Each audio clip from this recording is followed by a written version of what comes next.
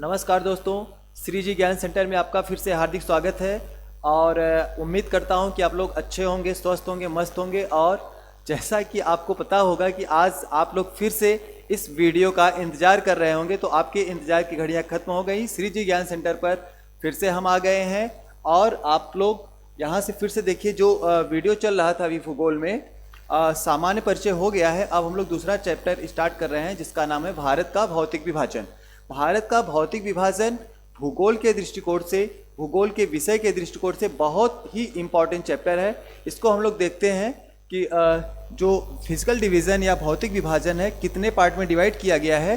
तो यहाँ पर देखते हैं कि जो पुरानी एनसीईआरटी है उसमें जो फिजिकल डिवीज़न या भौतिक विभाजन है उसको 5 प्रकार में या 5 टाइप्स में इसको डिवाइड किया गया है। लेकिन जो नई वाली एनसीईआरटी आई है इसमें 4 प्रकार से विभाजित किया गया है। इसको देखते हैं कि कौन कौन से प्रकार हैं। देखिए इसमें क्या है ना कि जैसे हम लोग मैप बनाते हैं, यहाँ पे थोड़ा सा देख लेते हैं।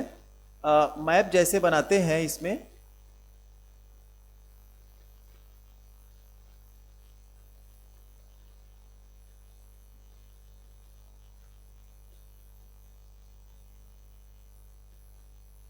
तो यहाँ पर देखेंगे ना, जो ये विभाजित किया गया है, यानी कि जैसे नेचर ने, प्रकृति ने भारत को जैसे बनाया है, जैसे डिवाइड किया है, उसी आधार पर हम लोग यहाँ पे पढ़ते हैं। तो इसमें देखेंगे कि ये वाला पार्ट देखेंगे, जो नॉर्थ वाला पार्ट है भारत का, जो ऊपर वाला पार्ट है, उत्तर वाला पार्ट है, ये देखेंगे तो देखने में भी एकदम अलग दिखता है। पूरा इधर क्या है, सब पूरा माउंटेन ही माउंटेन, यानी कि पर्वत है, पहाड़ियाँ हैं और पर्वत चोटियाँ हैं, सब यही सब दिखता है। तो देखने में एकदम अलग लगता है कि हाँ, भारत यहाँ से विभाजित हो गया है। तो एक पार्ट ये हो गया जिसको हम लोग पढ़ते हैं। भारत का भौतिक विभाजन में पहला टॉपिक है उत्तर का पर्वतीय क्षेत्र, यानी कि जो ये उत्तर वाला पार्ट है ये देखने में एकदम अलग दिखता है कि हाँ ये पर्वतीय है। इसके बाद जैसे हम लोग शिवालिक के नीचे आते हैं, यहाँ से लेके अरावली से होते हुए विंध्यन माउंटेन सीरीज तक, यानी कि जो विंध्यन पर्वत श्रृंखला है, अरावली के दक्षिण से लेके, अरावली के साउथ से लेके विंध्यन पर्वत श्रृंखला तक वाला ये वाला जो पार्ट है, ये पार्ट भी एकदम आपको अलग देखने को मिलेगा। यानी कि ये वाला पूरा पार्ट मैदानी है। तो इसको हम लोग कह देते हैं उत्तर का विशाल मैदान। विशाल इसलिए कहते हैं क्योंकि ये बहुत ब्रॉड है, बहुत विस्तृत है और ये उत्तर में है, इसलिए उत्तर का विशाल मैदान पहला जो हो गया, पहला विभाजन पर्वत वाला हो गया, उत्तर का पर्वतीय क्षेत्र। और दूसरा क्या हो गया, उत्तर का विशाल मैदान। ठीक है। और इसके बाद जो तीसरा पार्ट है, जो एकदम देखने में डिफरेंट दिख रहा है, यहाँ से देखेंगे ये वाला प्रायद्वीप हो गया। प्रायद्वीप भारत के नाम से इसको जानते हैं। प्रायद्वीप इसलिए बोलते हैं क्योंकि ये बड़ा भूभाग है और तीन ओर जल से घिरा हुआ है। बड़ा भूभाग जो तीन ओर जल से घिरा होता है उसे प्रायद्वीप कहते हैं। ये वाला पार्ट प्रायद्वीप हो गया, यानी कि प्रायद्वीपी भारत हो गया।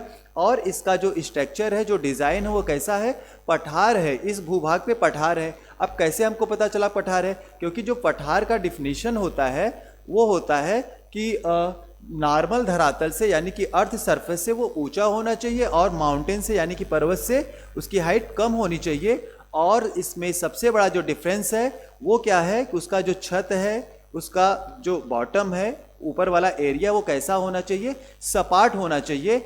यानी कि पठार किसे कहेंगे, पठार नॉर्मल धरातल से, यानी कि सामान्य धरातल से ऊंचा और पर्वत से छोटा, और उसका जो छत होता है, रूफ होता है, वो कैसा होना चाहिए, सपाट, यानी कि टेबल लैंड या मेज जैसा होना चाहिए। उसे हम लोग क्या कहते हैं, पठार कहते हैं। तो ये वाला जो प्रायद्वीप है, इस पे जगह जगह पे क्या है, पठार है, इसलिए इसको प्रायद्वीपी पठार के नाम से जाना जाता है।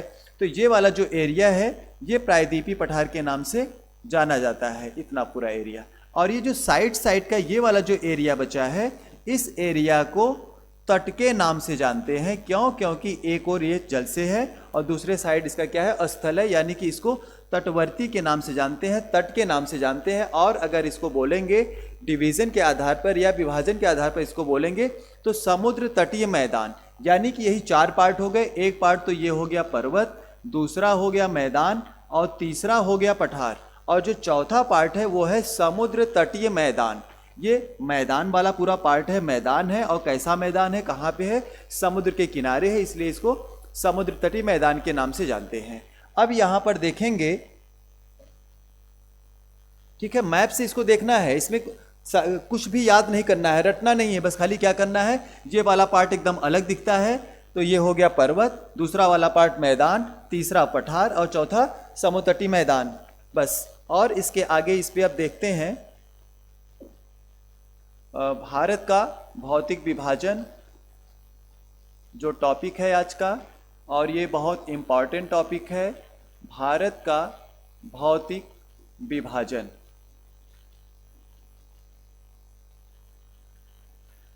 चार पार्ट में डिवाइड किया गया है, जैसा कि अभी हम लोगों ने पढ़ा।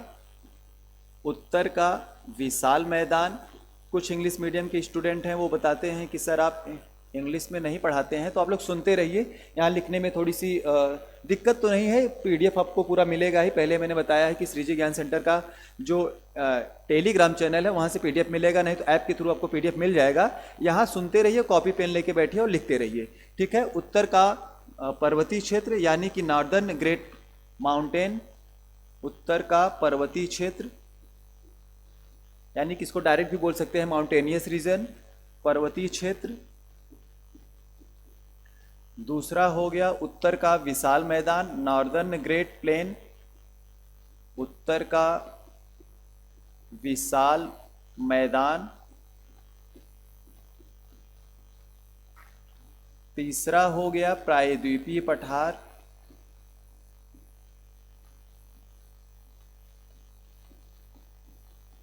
और जो चौथा है वो है समुद्र तटीय मैदान।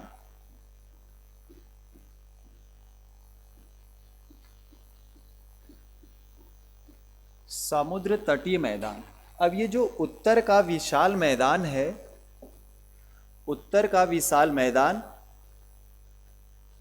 सॉरी, उत्तर का जो पर्वतीय क्षेत्र है यह कितने पार्ट में है? जो पर्वत वाला एरिया है ये 4 पार्ट में है। इसको हम लोगों ने क्लास में भी देखा था, यहाँ पे भी थोड़ा सा देख लेते हैं कि जब ये माउंटेन का निर्माण हुआ, यानी कि जो ये हिमालय है, हिमालय की ओरिजिन कैसे हुई थी, तो हम लोग देखेंगे जब पृथ्वी की ओरिजिन हुई थी उस समय ये पृथ्वी भी क्या था, जैसे आज सूर्य है आग का गोला, वैसे उस समय भी क्या था, पृथ्वी तो सूर्य से ही निकला हुआ है ना, सारे जितने आकाशीय पिंड हैं सब सूर्य का ही पार्ट है, वहीं से सब निकले हुए, तो ये भी एक आग का गोला था। फिर कुछ वर्षों के बाद इसका वायुमंडल बना, फिर धीरे धीरे इस पर बारिश हुई, फिर बारिश हुआ तो आपको पता ही होगा कि पृथ्वी पे लगभग 71% क्या है, पूरा जल है, और यहाँ पे क्या हुआ, पूरा इतना बारिश हुआ, ये वाला पूरा पार्ट पूरा जल हो गया।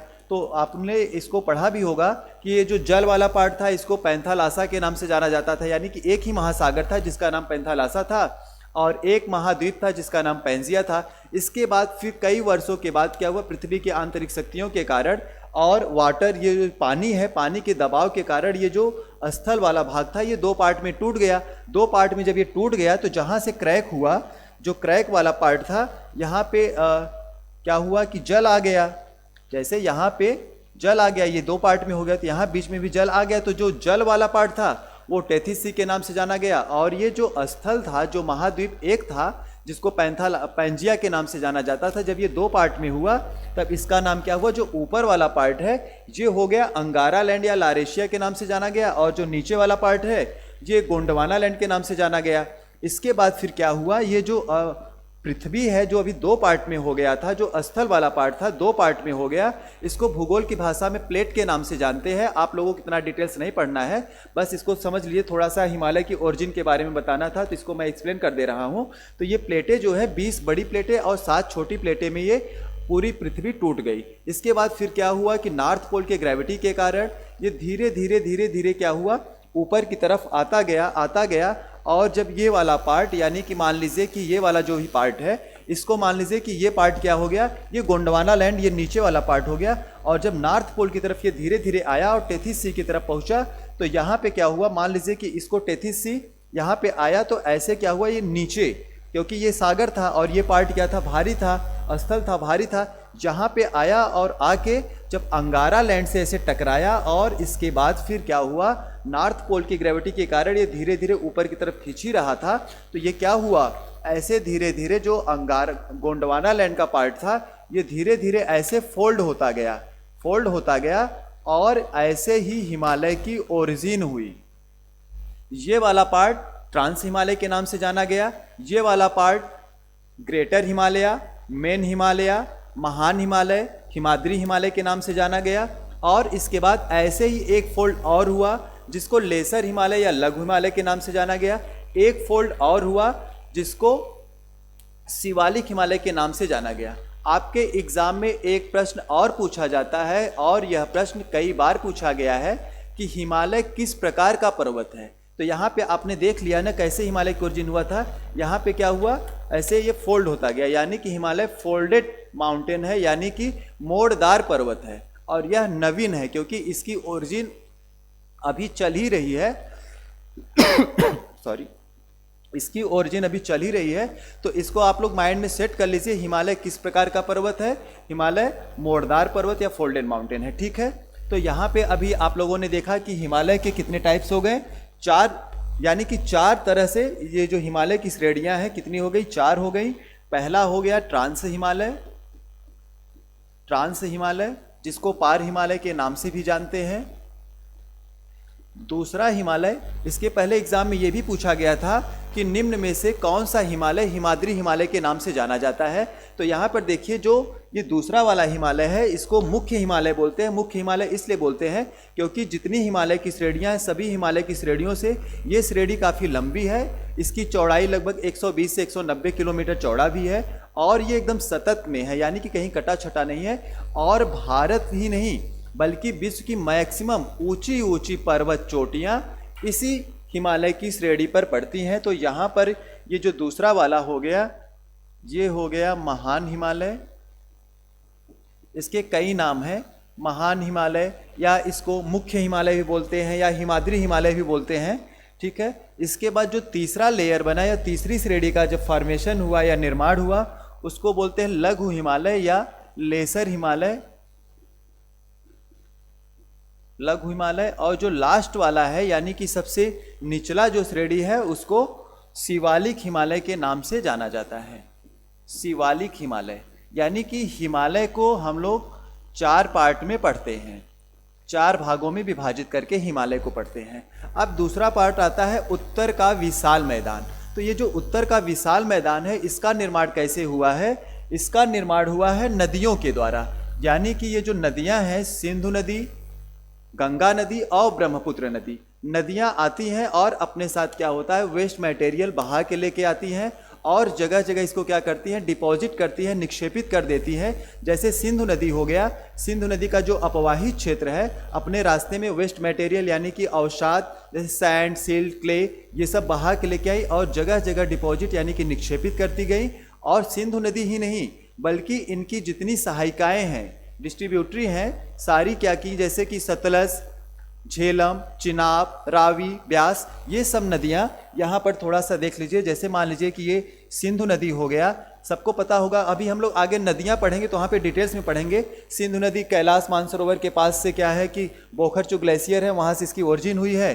और ये सिंधु नदी हो गई तो ये अपने साथ में जो वेस्ट मटेरियल लेके आई ऐसे जगह जगह डिपॉजिट किया, जगह जगह ऐसे डिपॉजिट किया। इसके बाद इसकी जितनी सहायिकाएँ हैं ना, ऐसे मान लीजिए सतलज हो गया, यहाँ पे ऐसे डिपॉजिट किया, ब्यास, झेलम, तो ऐसे ही क्या हुआ, सिंधु के मैदान का निर्माण हुआ। और ऐसे ही फिर क्या होता है कि सिंधु के मैदान के बाद फिर गंगा का मैदान पढ़ते हैं। गंगा के मैदान का भी निर्माण ऐसे हुआ कि गंगा नदी और उसकी जितनी सहायिकाएं हैं उनके द्वारा इन मैदान का निर्माण हुआ। फिर तीसरा आता है ब्रह्मपुत्र का मैदान, यानी कि ब्रह्मपुत्र नदी और उनकी जितनी सहायिकाएं हैं, धनश्री, सुबनश्री, दिहांग, लोहित, इतनी जिनकी सहायिकाएं हैं उनसे इसका निर्माण हुआ। तो यहाँ पर देखिए